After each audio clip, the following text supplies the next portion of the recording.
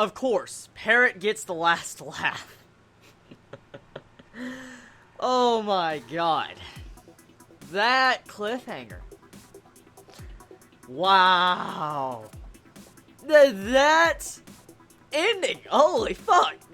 Wow.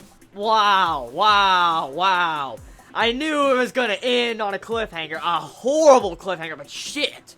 That type of cliffhanger? God. Oh my god. I bet all anime-only watchers are just rushing to read the manga right now. They're like, oh my god, what just fucking happened? I need to read the fucking manga. Okay, let me tell you right now. If you want to read the manga, if you're an anime-only watcher, start from chapter 1. Start on chapter 1 and read the entire series. I'm just going to say it right now. Read from chapter 1 to see the entire details. Now, about this episode, the final episode of Tokyo Ghoul. Yes, this is the final episode. It is confirmed on my anime list. It is the final episode. So yes, and so far there's no announcement for a season 2, so you can't put your hopes up for a season 2. Now, the episode, for the most part, I'm going to tell you truthfully how I feel. As you know, I have read the manga now. But this episode was fucking good. Out of all the episodes, I think, from Tokyo Ghoul, looking back on it, this is by far one of the best episodes they have done in Tokyo Ghoul.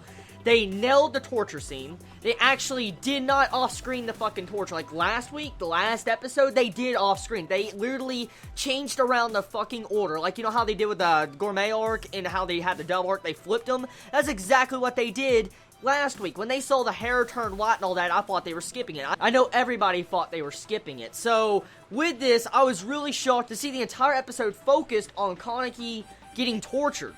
Let alone the way the torture was done, it was really fucking good, and it gave me those vibes. Even though I knew what was going on and what was happening, it was so freaking amazing and entertaining. I'm going to tell you right now, anime-only watchers and you manga readers, this by far is one of the best episodes of Tokyo Ghoul, and it actually makes my hopes of this series go fucking up.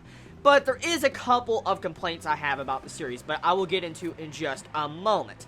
The episode, it goes back to the scenes it skipped last week. It shows you the 10 days Kaneki gets tortured. He gets tortured for 10 days, and he has the inner monologues inside his mind with Rize. You get to see how he has these connections and similarities with his mother, and so you see how Kaneki technically is his mother in this scene. He's always on the side getting hurt. And at the exact same time, he's always on the side that is fine with getting hurt because he's not hurting others. And so at the course of this episode, Kaneki snaps in an instant, and you see his entire mental state break down. And this right here is one of my favorite scenes from Tokyo Ghoul. When I read the fucking manga, I had to do an impressions video. I did a white-haired Kaneki first impressions video about a week ago, and I was like, holy fucking shit. I still was not prepared for this episode. It was a damn good-ass episode. Besides the censoring, the episode was great. And I just want to say, there's only about one or two things they have changed, actually, in this episode. The entire scene where you see the two people, the couple, getting, about to get killed in front of Kaneki, that right there, technically, it happened, but it was a lot different. Let me explain. The two people, the couple, wasn't actually a couple. In the manga, it was the daughter and mother that got killed in front of Kaneki, and Kaneki either had to choose the daughter or the mother. And I think I know why, Studio Pierrot decided to do it like that for censor reasons, is because I don't think Japan will allow, like, a little girl getting fucking strangled by Jason in the middle of that. Because, I mean, they were censoring the strangulations in this episode, so yeah, they're definitely not going to show a child getting strangled in this episode. So, I understand they used that for censor reasons. Now, for the most part, the episode was great. It ended on a colossal cliffhanger that's going to piss off a lot of anime-only watchers. I know for a fact it's going to piss off so many people. I sense it so hard. I sense it in the comments. I sense so many Chibis talking about it. And I'm just going to let you know, like I said, do not try to skip to this chapter in the manga. I promise you right now, you're going to be making a big mistake if you skip to this chapter in the manga. Start from the beginning. Now that I've talked about this episode and I can throw it away, let's talk about this series. Tokyo Ghoul, the anime, by Studio Pierrot. For the most part, a bunch of anime-only watchers will really enjoy this episode, or this series in general, besides the censors. The censors is one of the biggest flaws when it comes to Tokyo Ghoul, and the censoring is fine, because when the BDs and DVDs come out, the censors will be gone. So, let's look past the censors. Let's just completely throw out the censors real quick. Now let's look at Studio Pierrot, what they've done with the anime. What have they done to this anime, and what makes it so good, and can you recommend this over the manga? Honestly, from my perspective, I wouldn't recommend the anime over the manga, but the anime is a very good side project. If you're a big fan of Tokyo Ghoul and you read the manga, it's really interesting to watch, getting to see how it's done, and getting to see the characters come to life with the animation and voice acting.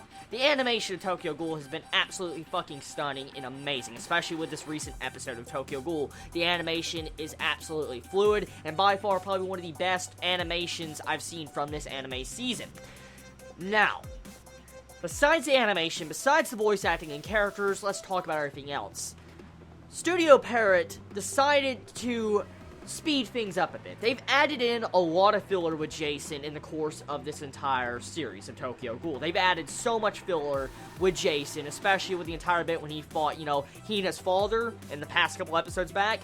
That was technically filler. There has been a lot of filler added into Tokyo Ghoul that, Studio Pierrot decided to add to make, I guess, Jason have a lot more build-up. Which, at the exact same time, since they put so much build-up into Jason, it makes me wonder and question, why would they cut out Jason's main backstory? Yes, they showed it last episode. They showed some of Jason's backstory, but they didn't get fully into it. It makes you look like just Jason's psychotic. It doesn't really show much into his backstory and what he had to deal with. So I felt like the entire bit with Jason and his backstory was kind of ruined a little bit last episode, and so it's kind of weird how they tried to build his character up since, like, the first episode. They put even extra filler scenes with him to just cut out his backstory last episode that was not filler. So, very weird. Now, there's a couple other things they actually cut out in this series, too. For instance, RC cells. RC cells plays a big role way down the road, or actually very early down the road in Tokyo Ghoul's manga. That's why I recommend starting the series from the beginning, because Tokyo Ghoul's anime cuts out RC cells.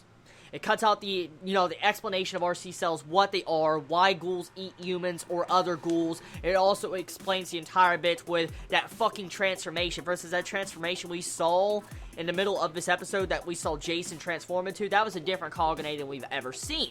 And you actually had, Kaneki talk a little bit about it in this entire fight, and they kind of skipped out all dialogue and just put all freaking the pedal to the metal and had that fight go full out. That's all they did. They completely cut out majority of the dialogue. So it's kind of upsetting how they, I guess, just deleted RC cells. They deleted the explanations of the Kaganes. They deleted the backstory of Jason, but they added more stuff that actually helped out overall. For instance, Hinami, the dub arc. When you saw that dub arc happen, you saw Hinami's mother get killed and then the father get killed, honestly, there was a lot more emotion in that arc than the actual manga portrayed. So, I will say this, the anime surpassed the manga in that regard. It knows how to use the feels and emotions. It definitely surpassed that, especially in the dub arc. Now, Mato as a character, I think he was also ruined in the dub arc, though, because there was a lot more stuff behind him than besides just being a crazy fucking ghoul investigator. There's a lot more behind him that the anime cut out, and he plays a major role later down the road. I'm not going to spoil, because most likely the majority of you are anime-only watchers. Now, the Gourmet arc.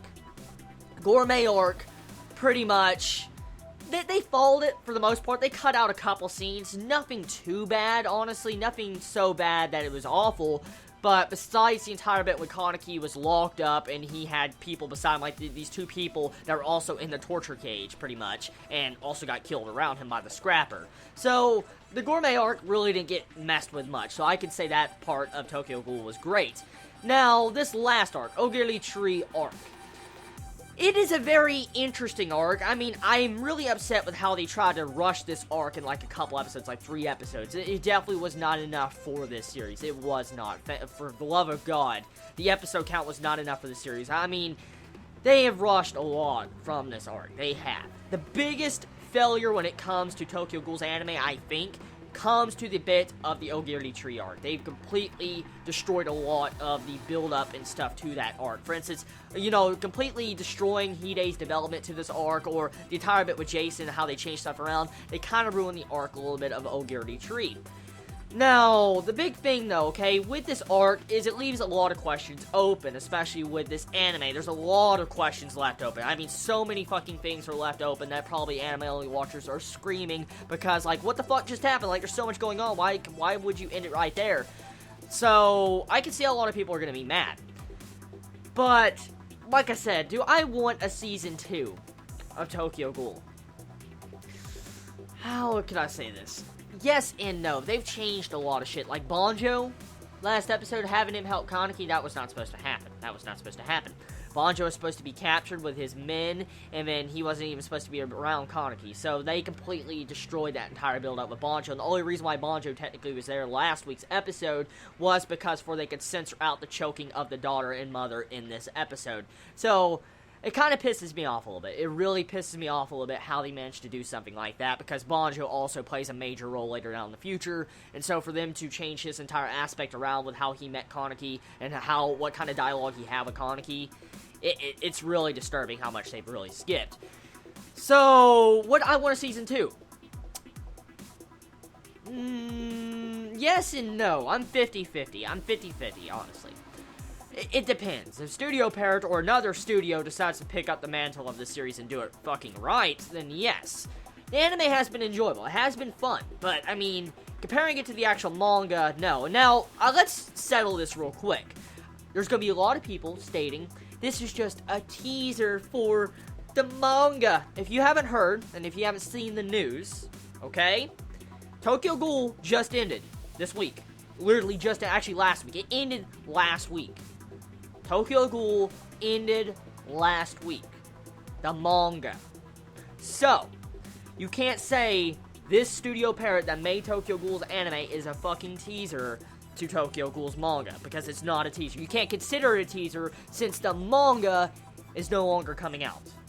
So yeah, this can't be considered a teaser trailer anymore. So literally, either Studio Pierrot just wanted to fuck up, but they're skipping and shitting on the series, or they are just that retarded.